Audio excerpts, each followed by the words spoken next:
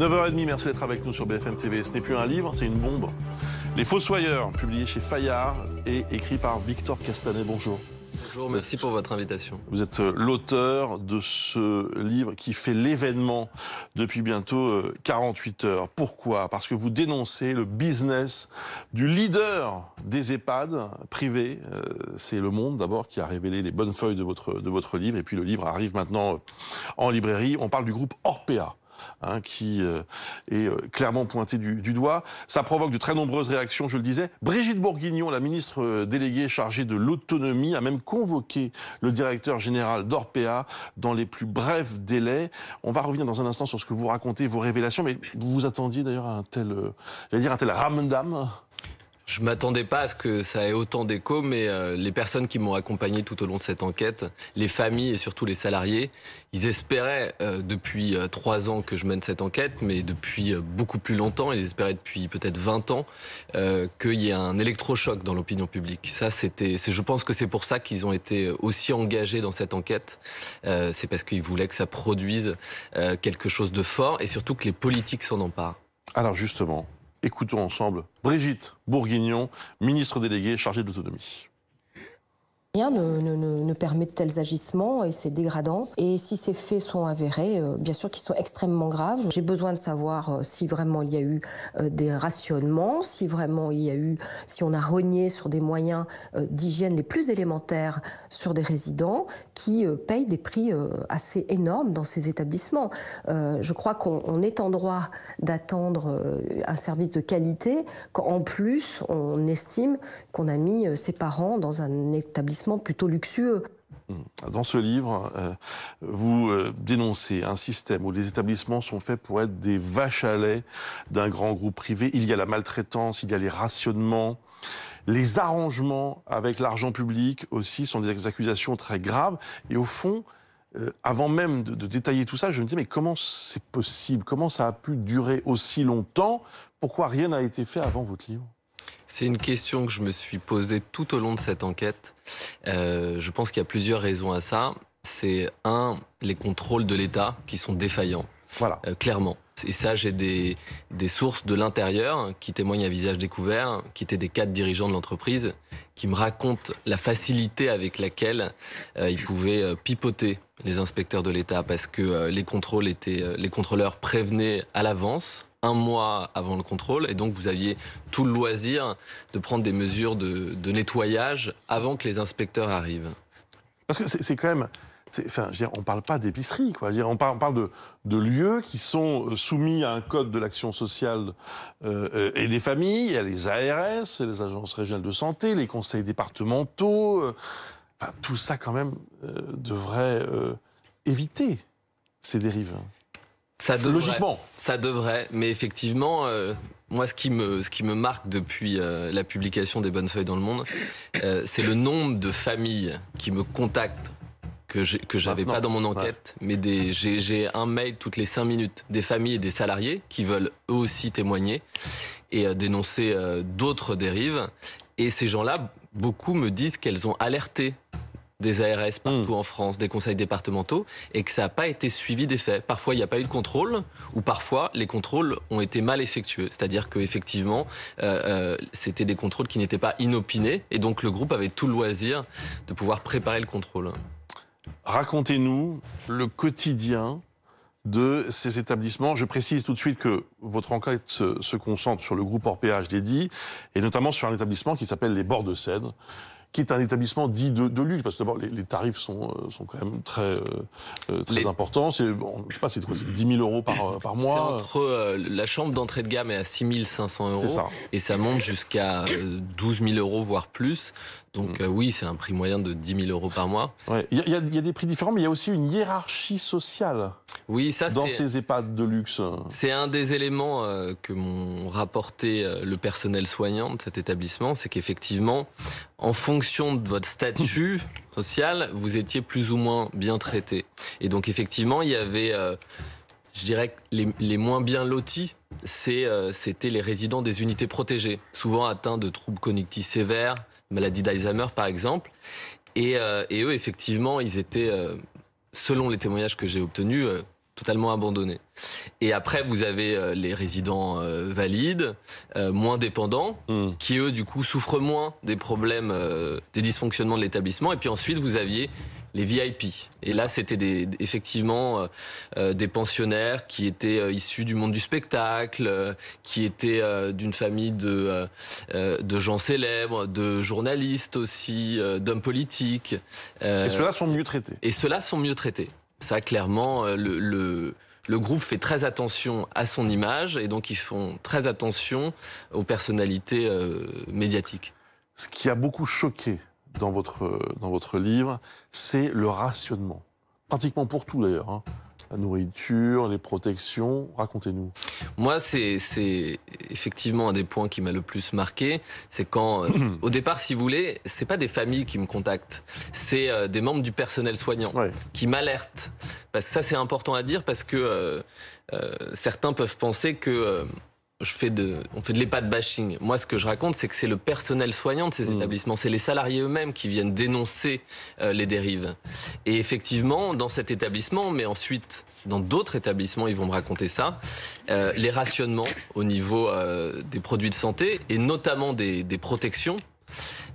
Et aussi des rationnements au niveau de l'alimentation. Et donc ça, j'ai des témoignages très clairs qui me disent c'était 3 protections par jour et pas plus, et voire parfois moins.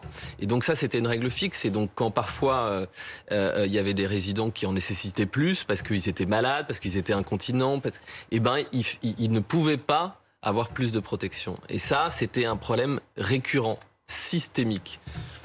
On va écouter d'ailleurs la réponse du directeur général d'Orpea, Jean-Christophe Romercy, sur ce point précis. Il n'y a jamais eu la moindre restriction. Il n'y a jamais eu le moindre rationnement. Cela ne correspond pas à nos directives, cela ne correspond pas à nos valeurs, tout simplement. Nous ne sacrifierons jamais la qualité de l'accompagnement, la qualité des soins, à quelque notion de rentabilité que ce soit. Ce n'est pas dans notre ADN, ce n'est pas ce qui nous a construits. Absolument pas. Nous travaillons depuis toujours en toute transparence. Quand il y a un souci, quand il y a un dysfonctionnement, nous l'analysons. Nous n'avons rien à cacher. Et nous continuerons de cette manière-là. Bon, il dément, vous maintenez, j'imagine, vos... Si vous voulez, c'est un sujet tellement sensible. Quand vous faites une enquête sur un groupe qui pèse plusieurs milliards d'euros, vous le faites, je peux vous dire, avec un appui juridique, avec des avocats, et aucune des interrogations, des accusations formulées dans ce livre ne sont pas accompagnées de témoignages de personnes qui parlent à visage découvert et de documents. Donc effectivement, je n'aurais pas écrit ça. Ça a pris des mois, des années pour faire ce travail. Et je l'ai fait parce que des gens m'ont accompagné et parlent à visage découvert. C'est ce qui fait, je pense, la force de ces témoignages. Alors, au-delà de l'horreur que vous décrivez, de cette atmosphère, on le ressent presque, on le sent aussi presque, puisqu'il y a aussi des descriptions malheureusement olfactives de ce que vous avez pu voir et entendre. Il y a ce système qui gagne beaucoup d'argent sur le dos des personnes âgées, donc tout est fait pour gagner de l'argent. Il y a un remplissage surnuméraire, ça c'est la première chose. L'acceptation de profils qui n'ont rien à faire en EHPAD, il y a des postes de soignants manquants. Et vous révélez aussi comment Orpea profite de 300 millions d'euros d'argent public versé chaque année. Alors ça, il faut nous expliquer quand même comment c'est possible. Le grand public ne le sait pas forcément, mais les groupes privés, comme Orpea, qui génèrent plusieurs milliards d'euros de chiffre d'affaires par an, touchent des dotations publiques. C'est-à-dire que tout le personnel soignant, les aides-soignantes, les auxiliaires de vie, les infirmiers, sont payés par de l'argent public, des dotations publiques, et les produits de santé également. Donc tout ça est payé par des dotations publiques annuelles, et donc chaque établissement reçoit entre 1 et 2 millions d'euros pour payer ses produits de santé et ce personnel soignant. Ce que je raconte, mais c'est encore une fois rapporté par des témoignages de gens de l'intérieur, à tous les niveaux du groupe, d'anciens cadres dirigeants, parce que pour comprendre le mécanisme, il a fallu remonter au sein de l'entreprise, il a fallu remonter au sein de l'échelle décisionnelle, et j'ai eu des gens du service achat, du service RH et tout, qui me racontent ce système. Et effectivement, on me rapporte que le groupe, si vous voulez, cet argent public doit bénéficier à 100% aux personnes âgées. Ils n'ont pas le droit de faire de marge dessus. Et il me rapporte que le groupe captait, au moins de manière indirecte, une partie de cet argent public qui n'allait pas au bénéfice des personnes âgées. Effectivement, je pense que le sujet le plus sensible, il est là, sur la manière dont le groupe à gérer l'argent public. Et ça s'est fait par un certain nombre de mécanismes comptables, difficiles à appréhender quand vous êtes sur le terrain, mais que des gens à haut niveau m'ont détaillé. Ouais. Vous parlez par exemple d'un système de rétrocession d'argent sur des fournisseurs, notamment le fournisseur de couches Hartmann. En gros, Hartmann deal un prix pour les couches, mais l'entreprise ne baisse pas le prix sur le moment et lui reverse la différence en fin d'année. Ce qui se passe, c'est que le groupe va recevoir des dotations publiques pour chacun de ses établissements. Imaginons que sur un établissement, ils reçoivent 10 000 euros pour acheter des protections. À la fin de l'année, le conseil départemental va lui demander la facture. Il a bien une facture de 10 000 euros. Simplement, ce qui s'est passé entre-temps, c'est que son fournisseur lui a reversé via un autre circuit financier de l'argent qui ne va pas à l'établissement mais qui va directement au siège. Il reverse une partie des 10 000 euros. Il se trouve que pour les protections, ça a été un temps 28%. 28% de l'argent public alloué aux protections était reversé à la fin de l'année au siège. Ce qui fait, quelle est la conséquence de ça? C'est que du coup, vous n'avez pas dépensé tout l'argent que vous aviez pour les protections, donc nécessairement vous allez devoir les rationner et vous allez avoir des baisses de qualité parce que le fournisseur, pour maintenir son niveau de rentabilité, baisse la qualité des protections. Donc ce système-là, financier, comptable, il a des conséquences sur la vie des gens. La surpopulation? Ça, on a du mal à imaginer comment c'est possible d'ailleurs, parce que on n'est pas plusieurs pensionnaires dans la même chambre quand même. C'est un cadre dirigeant d'Orpea qui parle là encore à visage découvert, qui me raconte ça. Lui, il était dans la branche, il était directeur médical à très haut poste de la branche clinique d'Orpea qui s'appelle Clinéa. Et effectivement, il me raconte des faits graves, à la fois des carences en personnel, c'est-à-dire qu'il baissait le nombre de soignants par rapport au poste réglementaire. Et de l'autre côté, effectivement, il dépassait. Et encore une fois, il dépassait à 5-10%. Mais ça représente des niveaux de marge importants à la fin de l'année. Le nombre de lits occupés. Donc sur un établissement de 100 lits, il pouvait faire parfois 103, 105, 110. Ce qui là encore a des conséquences sur la qualité de la prise en charge. Parce que du coup, vous n'avez pas le nombre de personnel adapté au nombre de pensionnaires. Bon, c'est édifiant, je pense que tous ceux qui nous suivent l'ont compris, évidemment, et quand on voit l'onde de choc que cela produit, vous avez subi des pressions pendant que vous écriviez ce livre. On dit qu'on vous a proposé beaucoup d'argent, même pour ne pas l'écrire, ne pas le publier plus précisément. Ça a été une enquête longue, difficile, parce qu'effectivement, j'ai reçu un certain nombre de pressions et de menaces de la part du groupe, mais aussi les gens qui ont participé à cette enquête. J'ai eu des sources qui, effectivement, m'ont rencontré pendant 4 rendez-vous très longs, m'ont donné des documents et qui, du jour au lendemain, après avoir été contactés par le groupe, faisaient machine arrière. Et effectivement, il est arrivé à la moitié de mon enquête, pas directement par le groupe, mais via un intermédiaire, qui m'a fait effectivement une proposition en me demandant si je serais prêt à arrêter cette enquête pour 15 millions d'euros. Qu'est-ce qu'on sent à ce moment-là? On se rend compte à quel point c'est sensible, j'imagine. On se rend compte effectivement qu'il y a beaucoup d'argent en jeu. C'est énorme. C'est des groupes qui génèrent des chiffres d'affaires colossaux.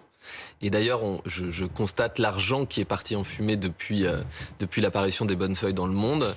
Et oui, les dirigeants de ces groupes ont gagné énormément d'argent. Le fondateur, Jean-Claude Marian, a vendu au moment de la crise du Covid, au début de la crise du Covid, en janvier 2020, les 7% d'actions qui lui restaient dans le groupe pour 465 millions d'euros. Donc c'est des groupes qui génèrent un argent qu'on n'imagine pas. Merci beaucoup, Victor Castanet. Et vous pensez que la justice pourrait se pencher sur ce sujet? Ce qui est sûr, c'est que je sais qu'il y a des plaintes qui sont en cours d'élaboration, qui vont être lancées dans les prochains jours, à la fois de familles, mais aussi de salariés. Et depuis les publications des bonnes feuilles, je vous dis, j'ai des mails en permanence de familles et de salariés qui veulent aussi participer à des plaintes collectives. Donc je me rends compte, et j'imaginais que c'était un sujet qui était d'intérêt national, mais je ne pensais pas que ça aurait une telle onde de choc et que tant de familles allaient me contacter à la suite de cette parution. 3 ans d'investigation pour ce livre, donc Les Fossoyeurs. C'est signé Victor Castanet et ça apparaît chez Fayard. Merci beaucoup. Merci à vous. Merci d'avoir répondu à toutes nos questions ce matin, 9h46.